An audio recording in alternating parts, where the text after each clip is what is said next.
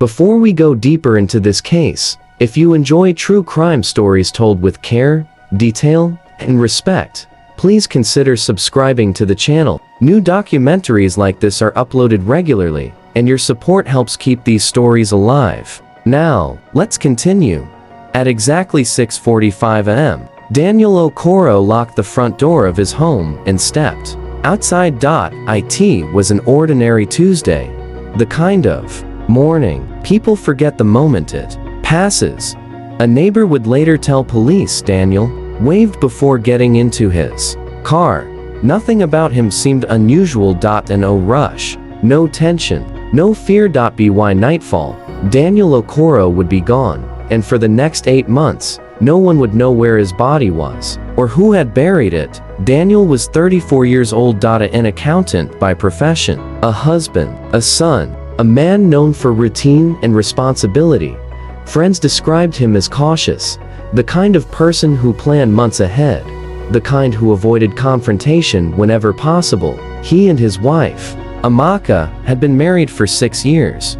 They had no children yet, but they were trying. There were no signs of trouble, no criminal history known in MES, no debts, no risky lifestyle, which is why, when Daniel disappeared, police initially struggled to believe anything criminal had happened. Men like Daniel don't just vanish. June 12th began like any other workday. Daniel woke up early, he checked his phone, he dressed neatly. Amaka remembers him mentioning a quick meeting after work. Nothing urgent, nothing alarming. Security cameras captured Daniel's car leaving the estate at 7:02 a.m.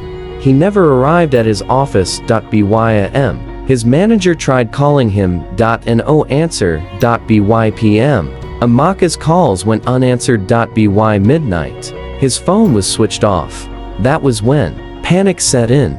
Police were called, but the first response was disappointing.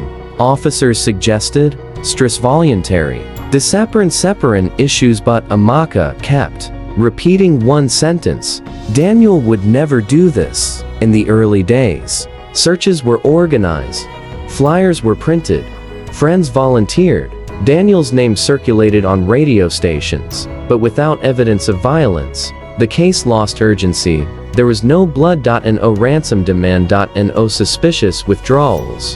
One detail haunted Amaka: Daniel's passport was still at home. If he planned to disappear, why leave it behind? Police noted it, then moved on, slowly, quietly. The case began to fade.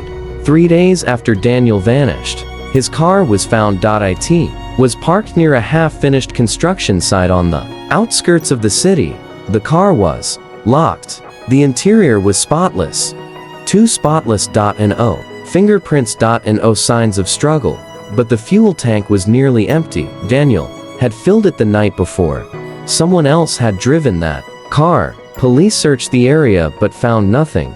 The car became another unanswered question, and then another dead end. During this period, one person became increasingly involved: Victor, Daniel's childhood friend. Victor helped organize searches. Victor spoke with police. Victor comforted Amaka when the nights became unbearable. He told investigators Daniel had been under a lot of pressure. That statement stuck, but it wasn't true. Daniel's co-workers said he'd been calm, focused, normal. Victor's version of Daniel didn't match reality. At the time, no one questioned it. Months passed. Search efforts slowed. Phone calls stopped coming. People whispered. Some suggested Daniel had run away. Others hinted at a secret life. Amaka refused to believe any of it, but hope is exhausting. By the 8th month, the case was officially classified as inactive. Daniel Okoro was still missing. 8 months after Daniel vanished, workers returned to the abandoned construction site. They were clearing rubble when a shovel struck something solid. At first, they thought it was debris. Then they saw bone.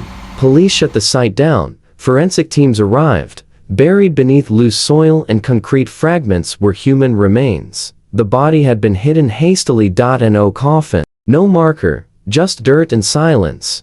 DNA testing confirmed the truth. The remains belonged to Daniel Okoro. The autopsy revealed what the case had lacked from the beginning: cause of death, blunt force trauma to the head. Daniel had been killed the day he disappeared.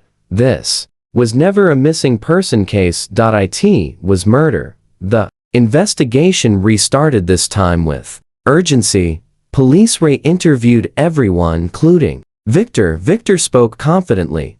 Too confidently. At one point, he described the burial site, the depth, the position of the body, details never released to the public. The room went silent. Investigators exchanged looks. Victor had just revealed something he shouldn't know. Financial records uncovered the truth.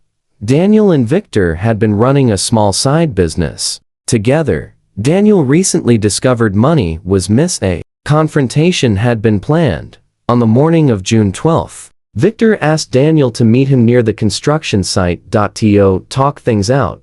Daniel trusted him. That trust cost him his life.